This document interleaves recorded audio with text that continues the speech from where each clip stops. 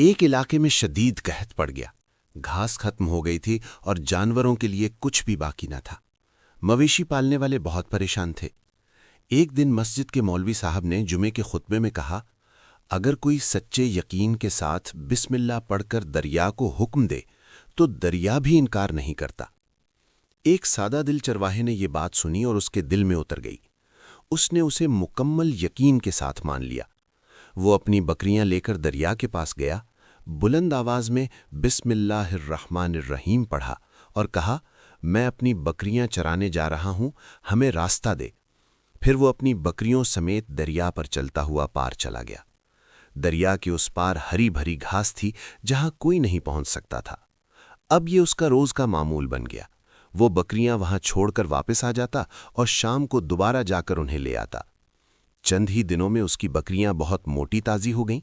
لوگ حیران ہو گئے اور اس سے پوچھنے لگے، تم اپنی بکریوں کو کیا کھلاتے ہو؟ اس نے سادگی سے سچ بتا دیا۔ لوگوں کو یقین نہ آیا، مگر بات مولوی صاحب تک پہنچ گئی۔ انہوں نے چرواہے کو بلایا اور سارا حال پوچھا۔ چرواہے نے کہا، مولوی صاحب، یہ تو آپ ہی نے بتایا تھا۔ مولوی صاحب حیران رہ گئے۔ انہوں نے خود تجربہ کرنے کا فیصلہ کیا۔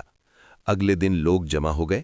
مولوی صاحب نے احتیاط کے طور پر ایک رسی اپنی کمر سے باندھی اور دوسرا سرا کنارے سے باندھ دیا۔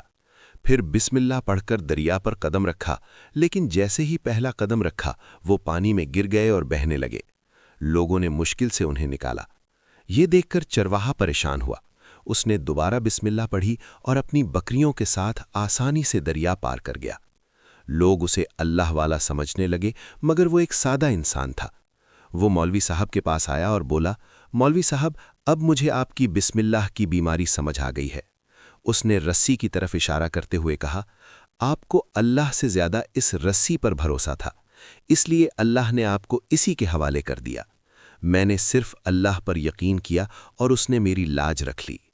سبق: ہماری نماز، دعا اور عبادت تبھی قبول ہوتی ہے جب اس میں سچا یقین ہو۔